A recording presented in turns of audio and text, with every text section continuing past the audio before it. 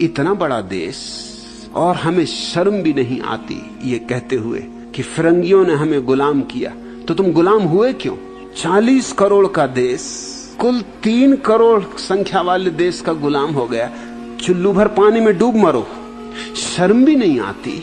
40 आदमियों को 3 आदमी गुलाम बना ले और फिर भी गाली दें कि इन दुष्टों ने हमें गुलाम बना लिया। तो तुम करते क्या रहे? तुमसे कुछ भी ना हो सका। 2000 साल में किन किन ने तुम्हें गुलाम बनाया, जरा सोचो तो। हूण आए, बर्बर आए, तुर्क आए, मुगल आए, अंग्रेज आए, पुर्तगाली आए, फ्रेंच आए, जो भी आया तुम उसके ही पैर चूमने को राजी हो गए। तुम जैसे गुलाम बनने को तैयार ही बैठे थे। तुम एक से भी नहीं जूझ सके और फिर भी तुम अकड़ से कह पाते हो कि इन्होंने हमें गुलाम बनाया। तुम गुलाम बने, तुम गुलाम बनने के लिए बैठे थे। तुम तो झोली पसारे बैठे थे कि आओ हमें गुलाम बनाओ। तुम दुनिया की सबसे पुरानी सभ्यता हो। तुम्हारे पास तो विज्ञान परम शिखर पर होना चाहिए था।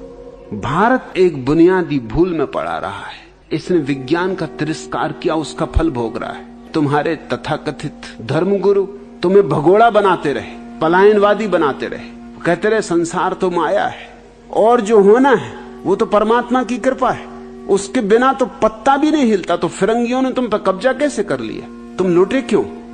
फिरंगी तो तुम्हारे परमात्मा से भी ताकतवर मालूम होते, तुमसे कुछ करते ना बना। तुम इतने नपुंसक। ये तुम्हारे तथाकथित ऋषिमुनियों की कृपा है कि उन्होंने तुम्हें उल्टी बातें सिखाई। उन्होंने जीवन की बुनियाद तो तुम्हें दी नहीं और जीवन के शिखर की बकवास शुरू कर दी।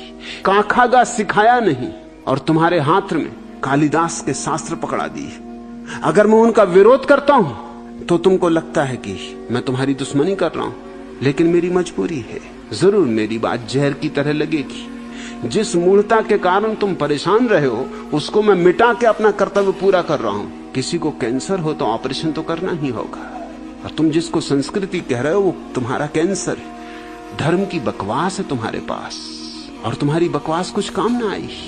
इस आजादी में भी तुम पे पश्चिम की कृपा है। गुलामी भी उन्होंने दे दी थी तुम्हें, आजादी भी दे दी उन्होंने तुम्हें, और आज तुम्हारी आजादी छीनी जा सकती है। अभी चीन तुम पे कभी भी सवार हो सकता है। अगर नहीं सवार होता तो रूस के कारण, तुम्हारे कारण नहीं। तुम तो खच्चर हो, तुम पे कोई ना कोई सवार होगा।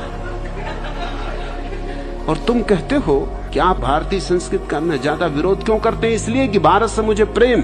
मैं चाहता हूं कि ये भी दुनिया में अपना स्थान पाए, सम्मान पूर्वक अपना स्थान पाए, और ये विज्ञान के बिना नहीं हो सकता है। क्योंकि शरीर मनुष्य का आधार है और आत्मा मनुष्य का आत्यंतिक आविष्कार।